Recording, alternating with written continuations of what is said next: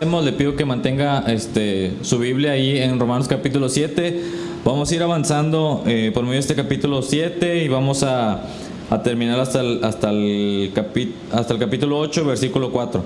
Son muchos versículos, sí se ven muchos versículos, hermano, pero no vamos a ir rápido. Seguí el consejo del pastor Rodolfo de ponerme a predicar yo solo. A lo mejor si alguien me vio por la ventana y dijo, que este loco que trae, así que ¿qué estará haciendo? Tomé el consejo del pastor y me puse a predicarme yo solo. Me tomé el tiempo, hermano, y no me debo de tardar más de 35 minutos. Así que no se asuste porque son muchos versículos. Voy a tratar de seguir lo mismo que hice en mi casa. Y le pido que mantenga su Biblia ahí abierta. Mire, hermano, hay un libro, una novela que se titula Jekyll y Hyde. Hay dos personajes que se llaman Jekyll y Hyde. El doctor Jekyll, no sé si alguna vez lo han escuchado, es del libro El extraño caso del doctor Jekyll y el señor Hyde. Está escrito por Robert Louis Stevenson. Y este libro, hermanos, habla acerca de un doctor que se puso a experimentar con la química del cuerpo humano. Entonces él llega a un punto en el que logra crear una poción que él, al tomarla, saca lo más malo y lo perverso de él. Pero al sacar lo malo y perverso de él, ya no es el doctor Jekyll. Él se convierte en una persona completamente diferente, que es el señor Edward Hyde, precisamente. Entonces, ahí en la novela, no he leído todo el libro todavía, pero en el libro usted va a ver cómo, si usted lo llega a leer, usted va a ver cómo Hyde se comporta de la forma más perversa, es asesino, tiene las pasiones más bajas, todo lo que el doctor Jekyll almacenaba en su interior, Hyde lo pone completamente al descubierto. Y esta historia, hermanos, del doctor Jekyll y de su personaje interior, que es Edward Hyde, me recordaba mucho a la naturaleza que tenemos nosotros, hermanos. Porque si bien es cierto que cuando todos nos ven, nos portamos de una manera, pero en nuestro interior siempre hay otro mundo completamente diferente. Hay otra, cuando nosotros estamos, si yo estoy aquí al frente o si estoy platicando con usted, probablemente yo tengo una actitud o un comportamiento, pero nuestro interior muchas veces, o mi interior muchas veces es completamente diferente. ¿Y qué es lo que nos hace, hermano, comportarnos de formas tan contrastante? Bueno, precisamente es el inquilino mortal y es el pecado, hermano. El pecado está en nosotros. Vamos a ver varios puntos. El primer punto, hermano, de este sermón es que el pecado mora en nosotros. Y fíjese que podríamos decir que el pecado está afuera, ¿verdad? Cuánta maldad, cuánto pecado hay en el mundo. No, el pecado mora en nosotros. Está en usted y está dentro de mí. Dice el versículo 1 al versículo 10 del capítulo 7, hermanos. Dice: ¿acaso ignoráis, hermanos, pues hablo con los que conocen la ley, que la ley se enseñorea del hombre entre tanto que éste vive? Y comienza con una analogía, dice: porque la mujer casada está sujeta si el marido muere. Si el marido muere, ella queda libre de la ley del marido. Así que si en vida del marido se uniere a otro varón, será llamada adúltera. Pero si su marido muriere, es libre de esa ley, de tal manera que si se uniere a otro marido, no será adúltera. Así también vosotros, hermanos míos, habéis muerto a la ley mediante el cuerpo de Cristo, para que seáis de otro, del que resucitó de los muertos, a fin de que llevemos fruto para Dios. Porque mientras estábamos en la carne, las pasiones pecaminosas que eran por la ley obraban en nuestros miembros, llevando fruto para muerte. Pero ahora estamos libres de la ley por haber muerto para aquella en que estamos sujetos, de modo que sirvamos bajo el régimen nuevo del Espíritu y no bajo el régimen viejo de la letra. Que hasta aquí voy a hacer un pequeño paréntesis. Ahora, hasta aquí el apóstol Pablo está hablando y nos da una analogía, ¿verdad? Nos dice, así como la mujer que está casada, está sujeta al marido, si se separa el marido y se casa con otra persona, dice que está en adulterio. Dice, hablo con los que conocen la ley. Dice, pero si el marido muere, la mujer queda libre de poderse casar con otra persona, con otra pareja, y ahora eso ya no es adulterio. Obviamente que la otra persona tiene que estar en las mismas condiciones o tiene que estar soltero, ¿verdad? No va a decir que, bueno, es que me casé con una viuda, aunque ya estaba divorciado. No, esto no aplica. Entonces, eso es lo que habla la ley, ¿verdad? Y es lo que dice. Y esa analogía la toma para decir que ahora estamos muertos, o que la ley está muerta para nosotros. Esto no quiere decir, hermano, y el apóstol Pablo mismo se va a explicar a sí mismo más adelante. Eso no quiere decir que nosotros ya estemos libres de esa ley, es decir, de la ley ceremonial, que alguna vez los pusimos, la ley ceremonial y la ley moral de Dios. De la ley ceremonial sí estamos libres, completamente libres. Ya no tenemos que cumplir la ley ceremonial. Ya no tenemos que hacer sacrificios, ya no tenemos que seguir las fiestas judías, porque todos esos eran simbolismos de lo que iba a venir a ser Cristo para nosotros. Ya no tenemos que ofrecer un sacrificio o un cordero por nuestro pecado, porque Cristo ya pagó en la cruz por todos nuestros pecados. Entonces, de esa ley ceremonial, de todas las ceremonias estamos libres, pero de la ley moral de Dios no estamos libres. De no matarás, no codiciarás, de todos los 10 mandamientos que engloban, salvo el mandamiento de guardar el sábado. Todos ellos son parte de la ley moral de Dios. Esa ley la tenemos que seguir respetando y buscando seguir. Lo que quiere decir el apóstol Pablo es que las consecuencias que estaban para aquellos que rompían la ley en al menos una ocasión ya no van contra nosotros, porque Cristo ya cumplió toda la ley. Es como si Cristo nos hubiera dado un cheque que nos permite fallar. Ojo, hermanos, nos permite fallar de una forma no intencional. No significa que en Cristo vamos a poder pecar cada vez que tengamos el deseo de pecar. Significa que en Cristo, si llegamos a caer por nuestra debilidad, por este inquilino que habita en nosotros, si llegamos a caer, podemos recurrir a Cristo y pedir perdón. Eso es a lo que se refiere, que la ley ya no tiene el mismo efecto que tenía antes de Cristo. Por eso es que ya estamos libres de la ley. Dice el versículo 7, dice, ¿qué diremos pues? ¿La ley es pecado? En ninguna manera. Pero yo no conocía el pecado sino por la ley, porque tampoco conociera la codicia si la ley no dijera, no codiciarás. Mas el pecado, tomando ocasión por el mandamiento, produjo en mí toda codicia, porque sin la ley el pecado está muerto. Y yo sin la ley vivía en un tiempo, pero viendo el mandamiento, el pecado revivió y yo morí. Y hallé que el mismo mandamiento que era para vida, a mí me resultó para muerte.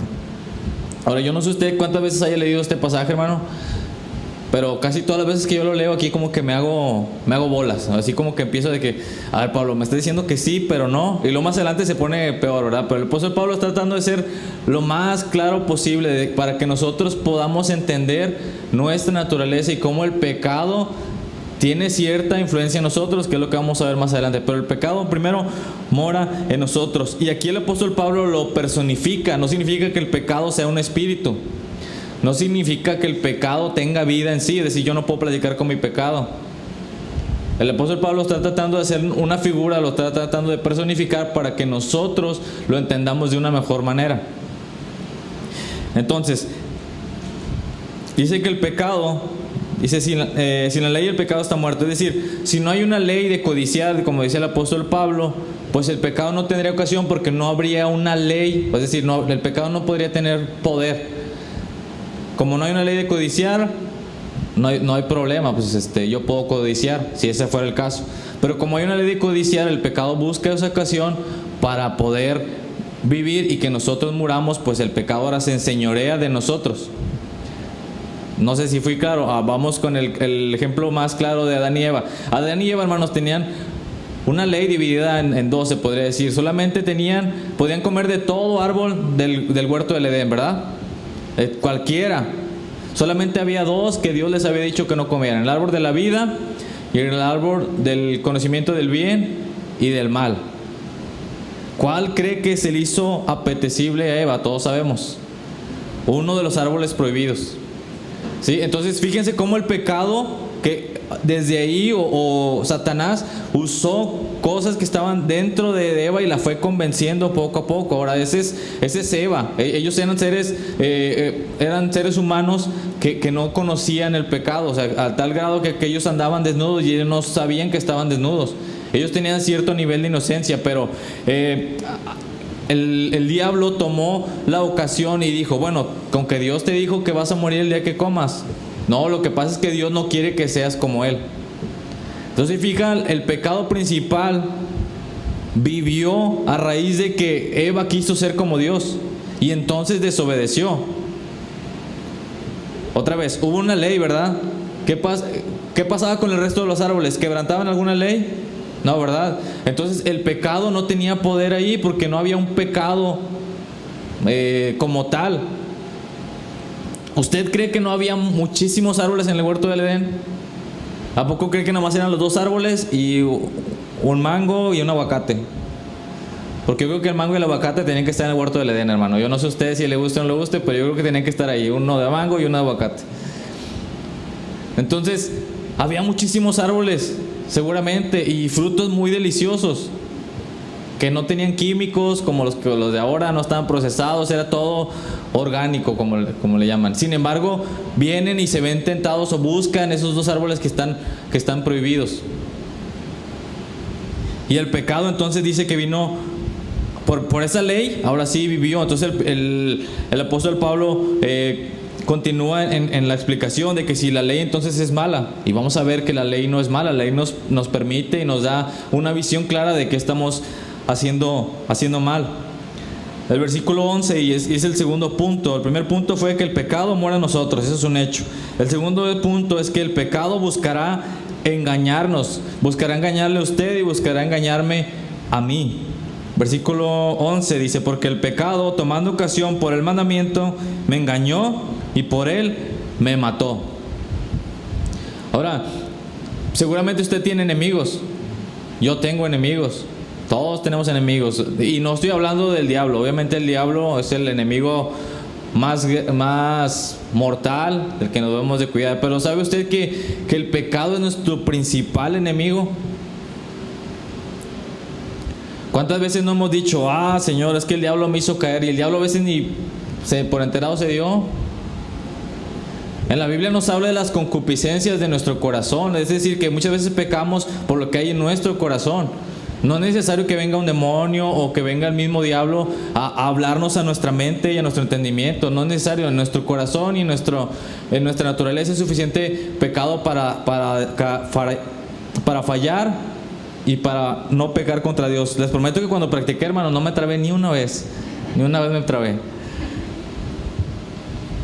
Entonces, hermano, tenemos que estar conscientes de que el pecado muere en nosotros y nuestro peor enemigo está ahí. No hay peor cosa que vivir con nuestro peor enemigo. Ahora, ese peor enemigo, hermano, no solamente está en ciertos momentos, está todo el día, todos los días con nosotros hasta que muramos. ¿Se fija la gravedad de que el pecado mora en nosotros? Qué bueno sería poder descansar, ¿no? del pecado, dejarlo un día y decir: bueno, hoy no voy a convivir con el pecado, pero está con nosotros.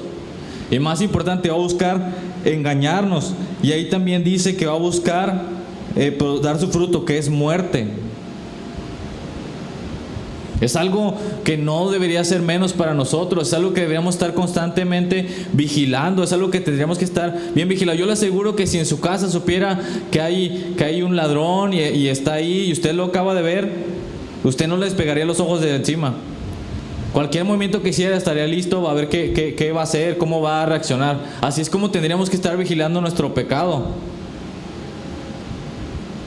Y a veces lo tomamos tan a la ligera, y a veces nos metemos probablemente ahora que está en internet, en páginas que sabemos que nos van a llevar a cometer pecado. Nos metemos a escuchar conversaciones que sabemos que nos van a llevar a cometer pecado. Nos metemos con compañías que sabemos que nos van a llevar a cometer pecado, porque pensamos que nosotros tenemos suficiente poder para controlar al pecado.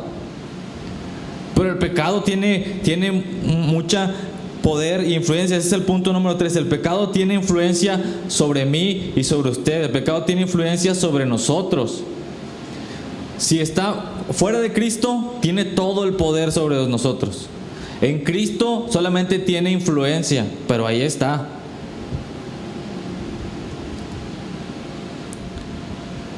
Versículos 12 al 14.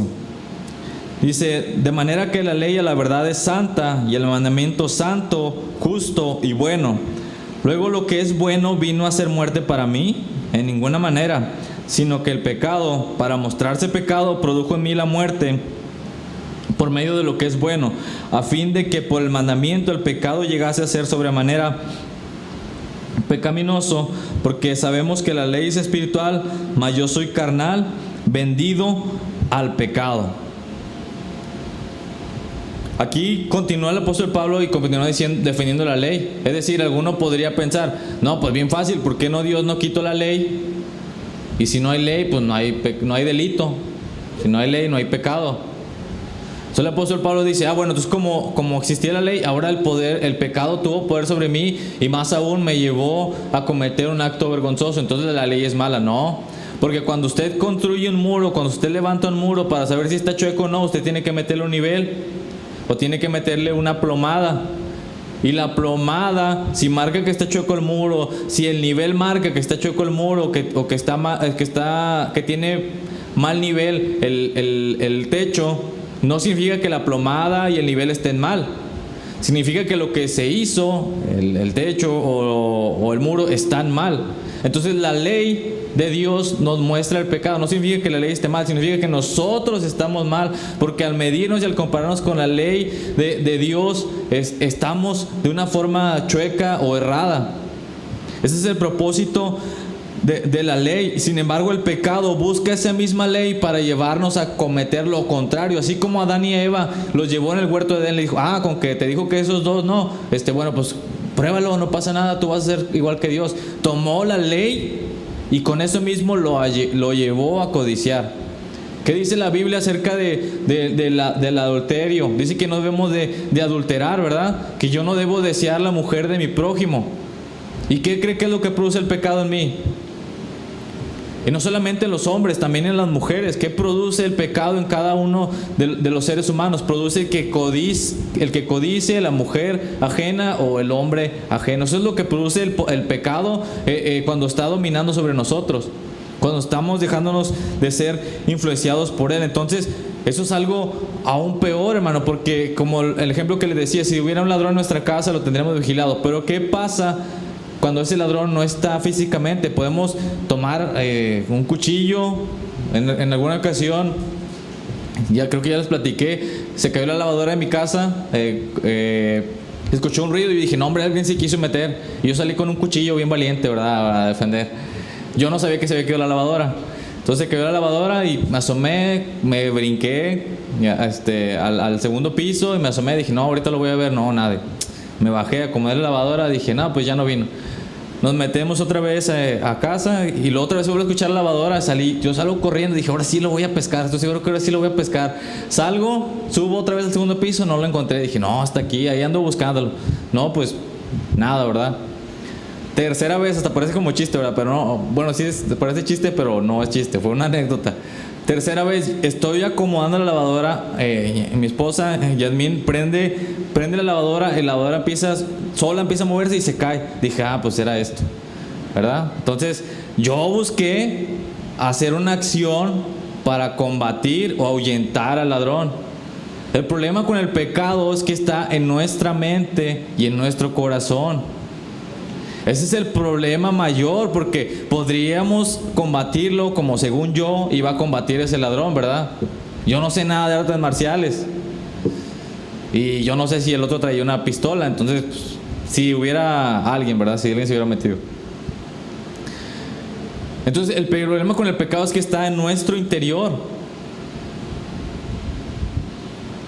Y eso es lo más terrible que nos pudo haber pasado, que el enemigo más mortal para nosotros viva con nosotros en nuestro interior y que tenga influencia sobre cada acción que hacemos.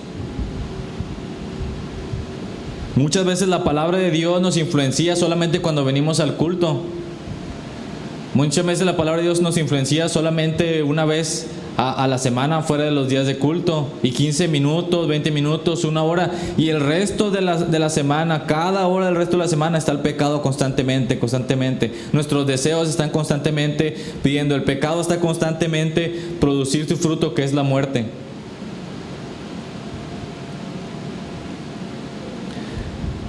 Ahora, si el pecado sabemos que tiene influencia sobre nosotros, deberíamos buscar combatirlo. Pero no solamente nosotros, debemos de también considerar a nuestros demás hermanos.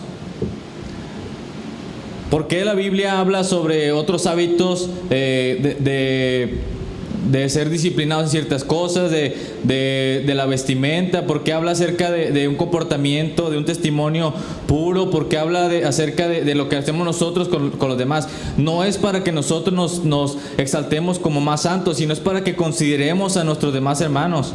Nosotros debemos de considerar a nuestros demás hermanos en cada cosa que hagamos. ¿Esto que estoy haciendo es dañino para mí? No. El pecado puede usar esto como un trampolín. No. Pero en otro hermano, a lo mejor sí. Entonces yo debo de empezar a velar por mis demás hermanos también, porque así como el pecado tiene una influencia sobre mí, tiene una influencia sobre mi hermano que me está viendo.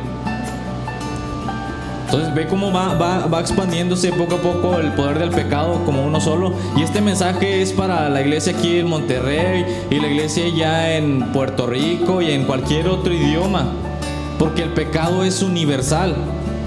Todos los seres humanos tenemos este mismo principio, que el enemigo principal de nosotros está en nuestro interior. Y el pecado muchas veces puede no ser algo que se vea. Es decir, probablemente si yo caigo en adulterio, yo voy a destruir mi relación familiar, yo voy a destruir a mi esposa, yo voy a destruir a mi familia. Pero si es algo que jamás se dan cuenta nadie, yo no voy a destruir a mi esposa y a mi familia, pero me voy a destruir yo.